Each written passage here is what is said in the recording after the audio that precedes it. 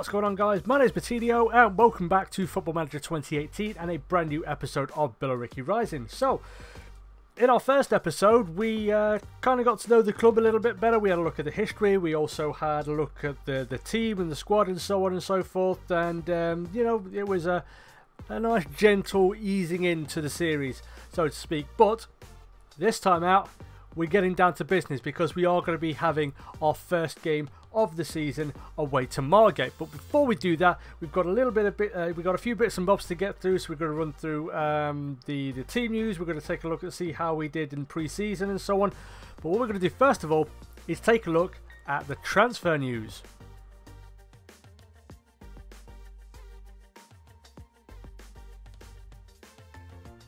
So, I've covered this part up first of all so we can take a look at the outgoings.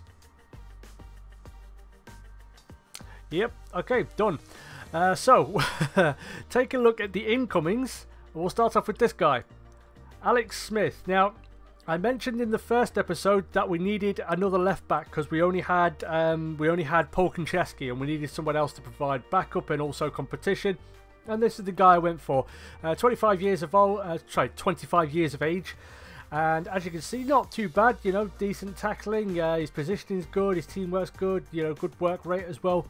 So yeah, I think it was a very good signing, to be honest with you. There were other players I looked at that probably were a little bit better rated, but honestly the teams they were loan signings and the teams didn't want to send their players down as low as the Bostik Premier Division. So yeah, this is the guy I went for, and you know, he's 25 years of age, so he's probably not going to improve a lot, but I think his stats are pretty decent for this level, and hopefully he can crack on and make a contribution. The next guy we brought in was this one, Sofiane El Bekri, a 21-year-old Tunisian midfielder, formerly of Lens, but also of and spent a season at Millwall as well. And overall, pretty good player. I think I found him during an England trial day. He bagged 2 goals, one a penalty, and another one was actually a belter from distance, surprisingly. But yeah, I think he's a very, very good player. Looking at the advanced playmaker role and the stats you need: first touch, passing, technique, flair, decisions, composure, you know, teamwork, vision, stuff like that. He's good in all areas. Probably could use a little bit of a boost in here, but he's 21 years of age, so I think he is going to get better, and I think he's a very good signing. And considering he's only on £65 a week, it's kind of in that no risk sort of category where if it works out, fantastic, we've done some good business, but if it doesn't, then we haven't really lost too much in the long run. The next guy we're going to take a look at is Callum Pritchett, and we brought him in. He's a left back, but we brought him in, and this was more with a view to the future, I think. With Paul Konchesky being 36 years of age, he is not going to keep going on forever and ever and ever. There is going to be a time when he does decide to hang it up, whether it's the end of this season or the next season, I'm not sure, but we need to cover off against that eventuality, and this is the guy brought in to cover that off, basically. So he's not too bad, you know, decent tackling, decent strength and all that. There are a few areas, the key areas he needs to work on: marking, positioning, you know, concentration and stuff like that, but he's got very, very good potential, and he's 19 years of age, so hopefully he is going to improve, and we'll give him every chance to do so. The next guy we brought in is this one, Karel Kayembe, a 19-year-old Congolese forward, primarily plays as a defensive forward, but I don't know, with a bit of training he can probably play in other roles and duties as well.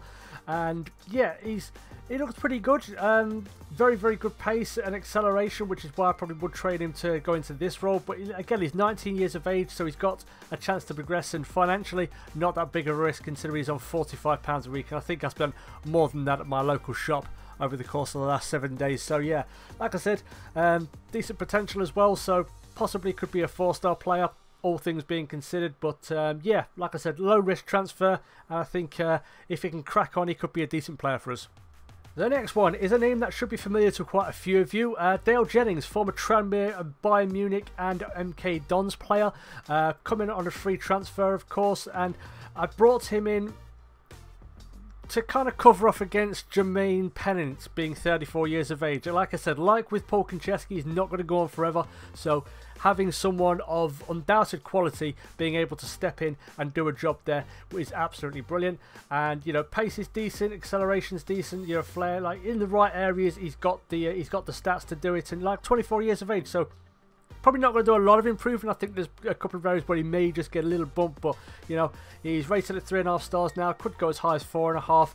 And while the wages are quite high, I think, like I said, he's a quality player, and hopefully he can start fulfilling that potential. He went from Tranmere to Bayern Munich with a lot of hype around him, and it didn't really fulfill it, but hopefully he can do that here and help us push our way into the Football League. And the final signing is an absolute blockbuster. It really was. Simon Moller, brought from Biggleswade United for nothing, basically. He was there on a non-contract or a month-to-month contract or whatever it was, and look at him, just finishing 13, bravery 12, heading 12.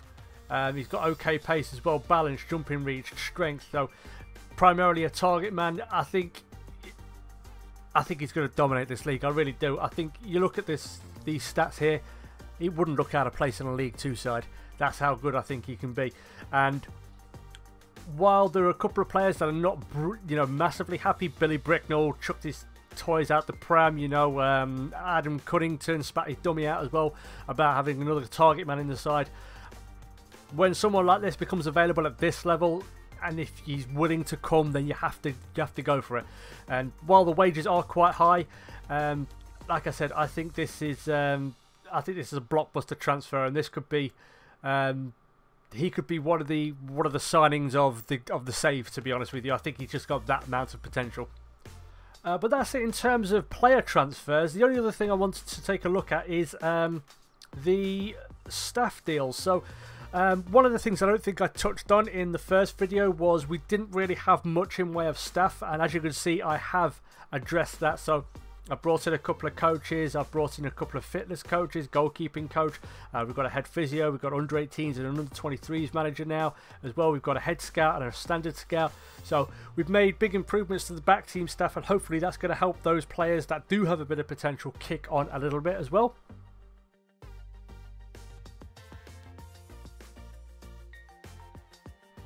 So now we're going to take a look at our pre-season schedule, and we'll start off with the first one, which is this one here against the under 23 side.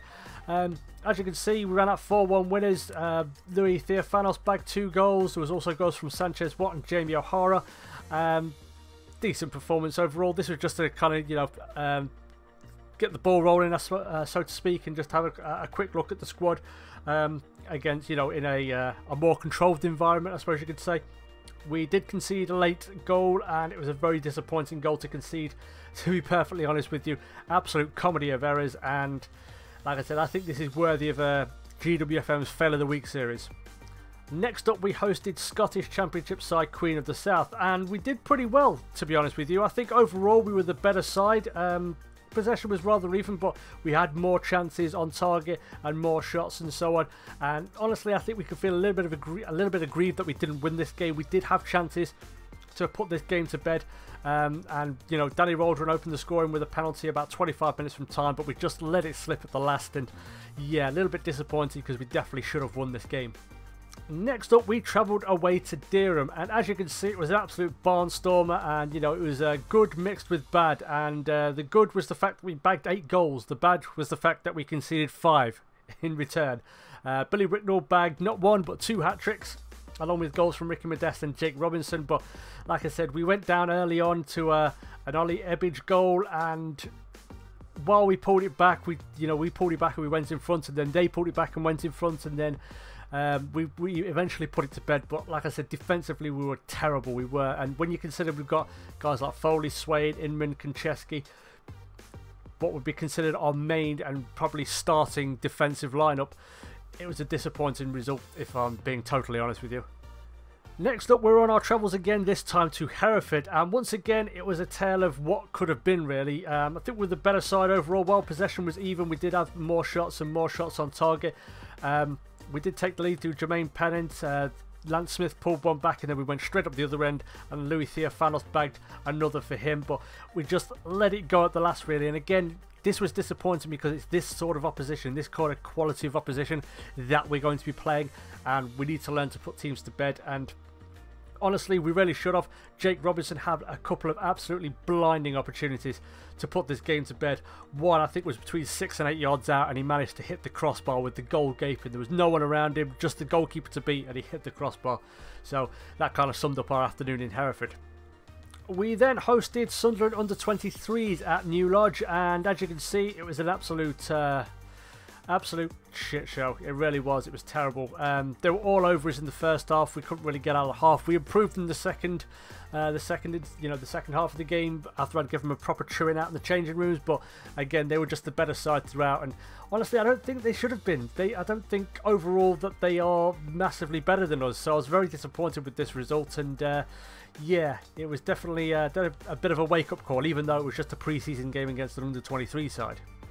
And we rounded out our pre-season schedule with a 5-1 win over Great Wakering, which is what I wanted after the Sunderland game and letting a couple of other games slip, Hereford and Queen of the South. It was good to get a nice and fairly sizable win. Simon Moller, our new signing, bagged 4 goals, along with a goal from Rob Evans as well. So it was a very good game. Baden Robinson pulled one back, which was a little bit disappointing, but overall, very good performance, and it gets the morale up just ahead of our first game of the season.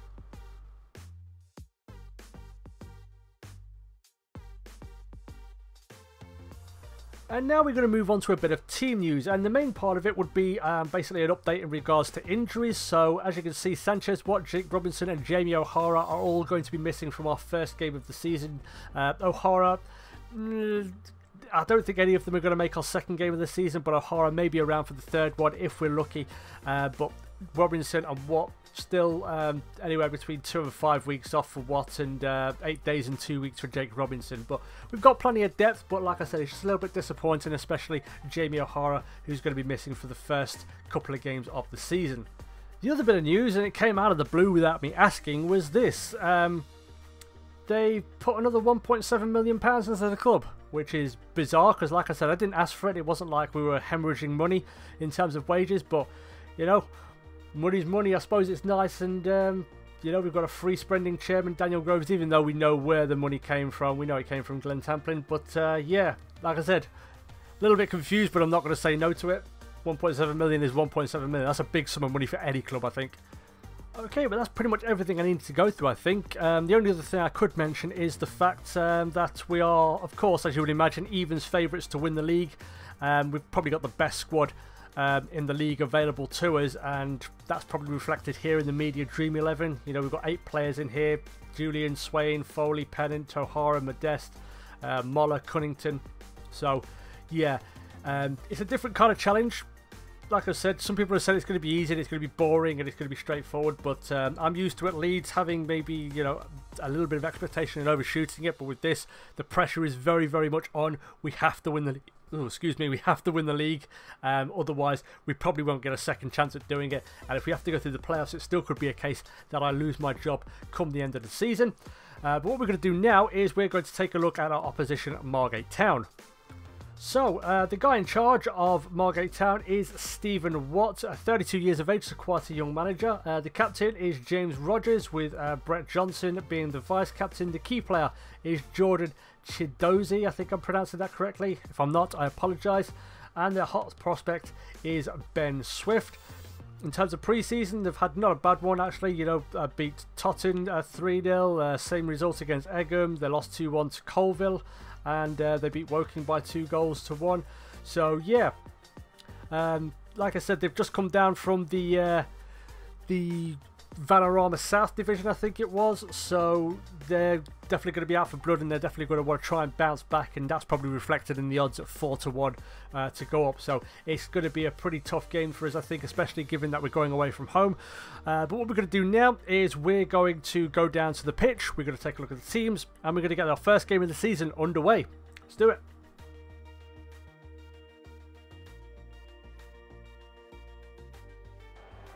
Okay then guys, so here we are just ahead of kickoff, and here are the teams. We'll start off with ourselves first of all. So we've got Alan Julian in goal, with Foley at right back, Smith at left back, Swain and Inman starting in the centre of defence. Then we've got El Beckery partnered by Danny Waldron in the centre of midfield, with Pennant on the right and Jennings on the left. And then we've got Simon Moller and Leo Theophanos starting up top. For the home side, you've got Lenny Pidgley starting in goal with Sessegnon, Swift, Johnson and Winter across the back line. Martin, Rogers, Evans and Rodriguez fill out the midfield. And then we've got Jordan Chidozie, I think that's how you pronounce it. He's got quite a bit of pace, so we're going to have to keep an eye on him. And then we've got this guy, Michael Thalasitis. I think that's how you pronounce it. If I'm butchering your name, I apologise. But yeah, they're the two sides. And in terms of what we're going to say, how we're going to get them G'd up. Well, we are the favourites here. So I think, even though that Margate have just come down from the division above and are one of the favourites to, you know, go back up again, I think we are the favourites, and we need to make sure that people know why we're the favourites for the league. So, not going to muddy the waters further. Well, actually, I may actually do that just in case. Just going to give them a bit of faith to start off with. Same for the forwards. Just a little bit of a calm faith there. Yeah. So, first game of the season, Margate away. It's a tough one, but let's see what we can do. Because I would have liked a game that maybe was a little bit easier as we get things kicked off, but you know, beggars can't be choosers. We can only play what's put in front of us, and I don't know, it's a good opportunity to maybe stamp our authority on the league early on in the season. So first proper highlight with just over 5 minutes gone. Here's Rodriguez with a long ball over the top, looking for the pace of Chidozie. He's found him, and ooh, he's hit the near post, and it's cleared. So we're living a charmed life already. It's another highlight now, almost instantly. Like I said, his pace was going to be an issue that we really did have to be wary of. Here's Jennings now with the ball. Goes back to Julian. He's probably going to go long up towards the left-hand side. Here's Moller inside to Beckery with the ball through the centre. Lovely pass. Theophanos, can he put us in front? Oh, Pidgley saves. Former Chelsea goalkeeper, of course. And we have a corner. So, yeah, like I said, we've had a good chance there. We probably should have scored it, but equally so, they've had a good chance and they've hit the post. So, what are you doing? What the hell? You just not even ball watching. I don't know what that was all about. But here's Chidozie now with the chance to maybe get a cross in. He goes towards the back post, and ooh, his strike partner, whatever his name is, I can't pronounce it, has just nodded it over. So another highlight now, and it's Margate with the corner. Martin to take it, goes towards the near post. It's nodded out only as far as Swift though, and the shot is blocked as it comes back in. And that's the end of that. And another corner now.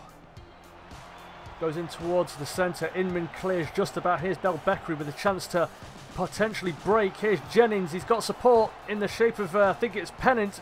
He just had to square it. Here's Jermaine Pennant. Can he score it? He can. Absolutely belting finish. Come on. That's a proper finish, that is. That's a Premier League finish.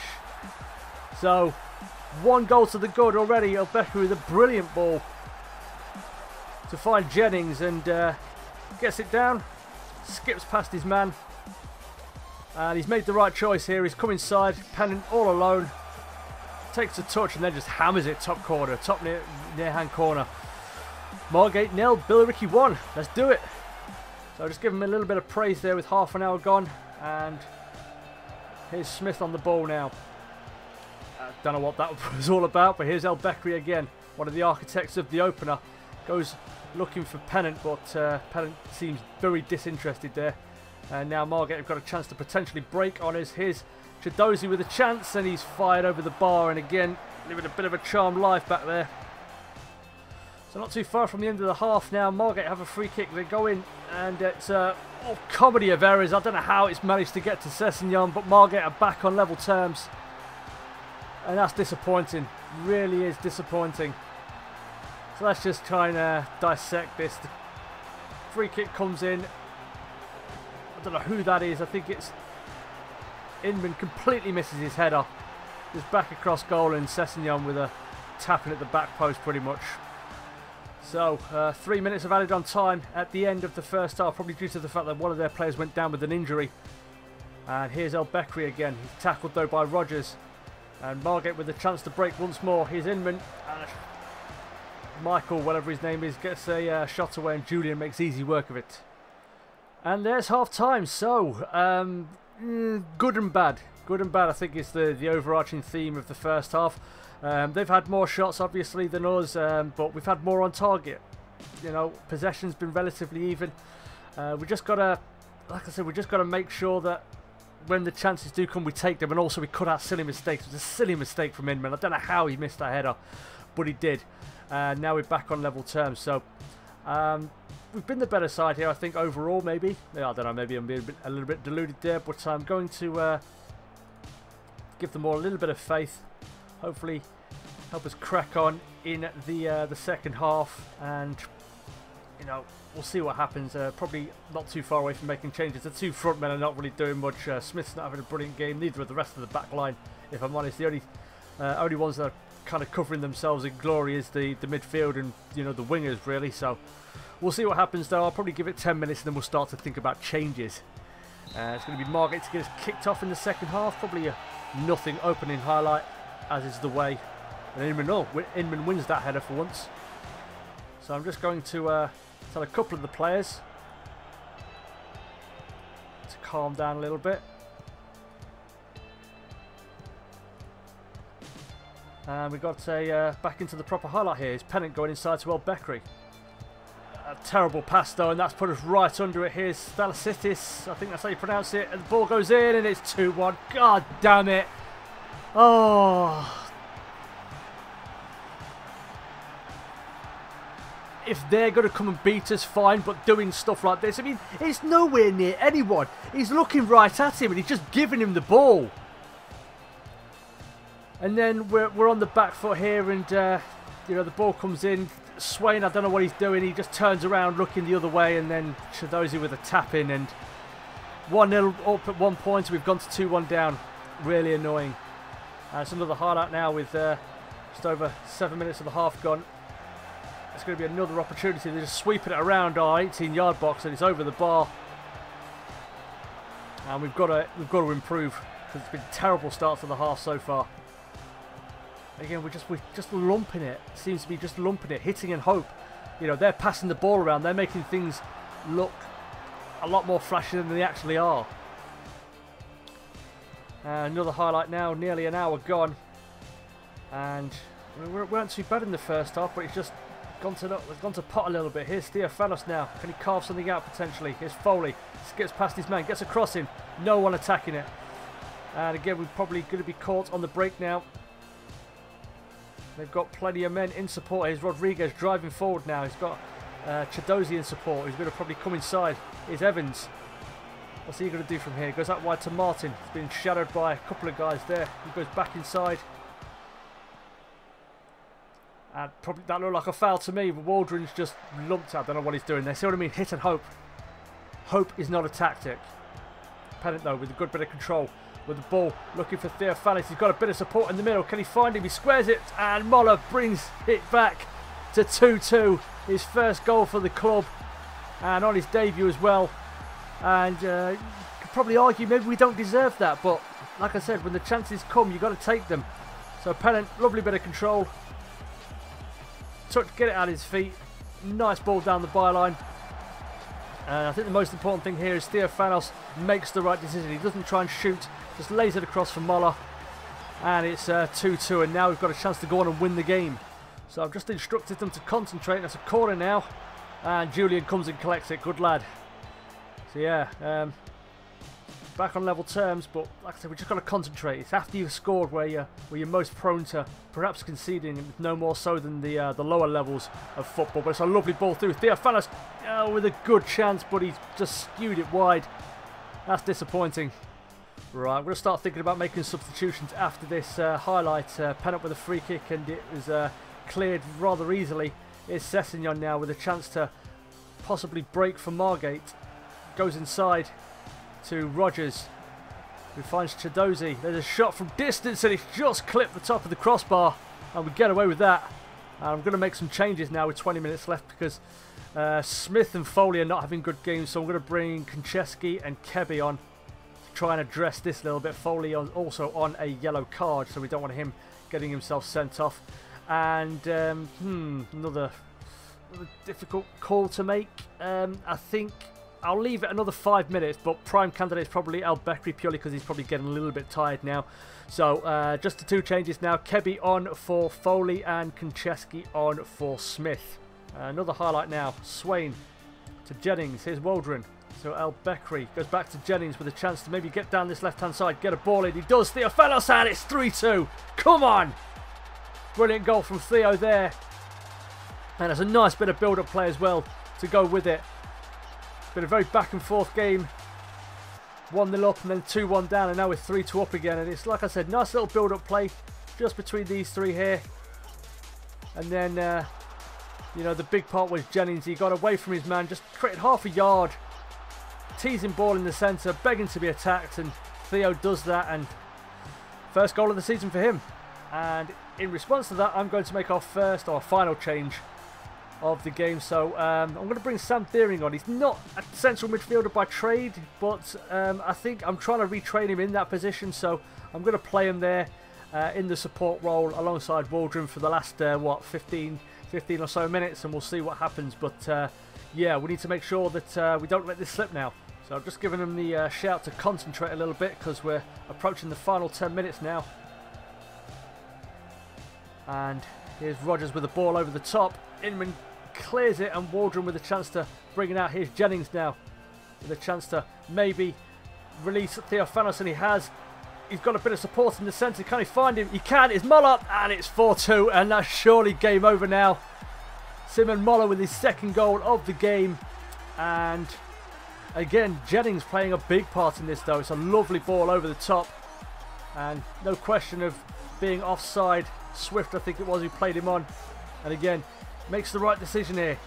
Doesn't rush it, just gets it into the centre, and Moller's on hand. Smashes it in. No chance for the keeper. Margate 2, Billericay 4. So probably the final highlight of the game. There's been 4 minutes of added on time. We're just going to make sure we don't concede here. To maybe give them away, potentially back in for a last gasp equaliser. But it's a nice ball through for no, brilliant ball through, and Pidgley makes simple work of it. A minute left to go. Long lump forward. And no one challenging him there. That's disappointing. Goes wide to Martin, who just about keeps it in. With a cross from deep. And Konchesky's going to make easy work of this. Goes back to Julian. And again, the ball's just ping-ponging around here. This is dangerous, and Julian with a good save. Enver Maron pulling, making him work for that one. And it's going to be a corner. Final 10-12 seconds of the game. It goes in towards the centre, and it's cleared by Deering, and he's, that's it. Game over. Very good result, very good result. I think overall, on the face of it, maybe they deserved it. They had more shots than us, but we had more on target, and we took our chances when they came. So, yeah, good and bad from this game. I'm going to praise them, though, because this, you know, like I said, Margate, they're 4-1 to go up this season. They've just come down from the division above us, and they're obviously going to be on a mission. So to come to their place, opening day of the season, and get that win, very important, and very, very happy with the result in the end. So I'm not going to complicate it further. I'm just going to leave it at that. And we're going to take a look and see what we're going to come back to now, because as you see, we're top of the league. Dulwich Hamlet, another team who are quite highly rated, and there's a fellow YouTuber doing a series with Dulwich Hamlet, Kahuna I think his name is. I'm sorry, I can't remember off the top of my head. Everything's just moving 1,000 miles an hour. It's been so busy today. But yeah, that's basically the end of the episode. So next game we're going to come back to. I was tempted by Thurrock, but I think it's just happening a little bit too soon. So I think it's going to be Staines Town. It's the game we're going to come back for. We'll also have highlights of Thurrock, Dorking Wanderers and Folkestone as well. But yeah, the next livecom game will be Staines Town at home in the league. But like I said, that is the end of today's episode, guys. So thank you everybody so much for watching. If you did enjoy this, you would like to see more Billericay Rising and Football Manager 2018 content from myself, make sure you leave this video a big thumbs up and subscribe. But again, thanks for watching. Take care. And as always, I will catch you in the next video. Peace.